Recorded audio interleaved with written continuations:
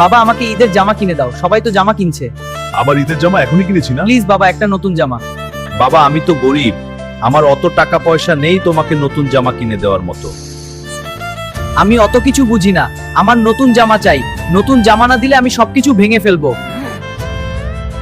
বাবা একটু বোঝো না কেন? এটা অনেক হয়েছে, আমি যাচ্ছি। আমার ছেলে আমার কাছে ঈদের জামা কিনে চেয়েছে, আমি কিনে দেবই। আর মাত্র অল্প কয়টা টাকা, তা পেলেই আমি আমার ছেলেকে ঈদের জামা কিনে দেব।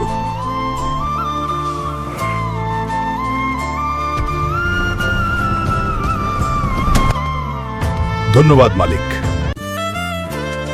আমার বাবা কত কষ্ট করে টাকা উপার্জন করে আর আমি তা নষ্ট করি। বাবা আমাকে মাফ করে দাও, আমি শুধু শুধু তোমার উপর রাগ করেছি। আমি বুঝি নাই বাবা, তুমি কত কষ্ট করে টাকা কামাও আমার জন্য। আমি জানি ছেলে, সব ঠিক আছে।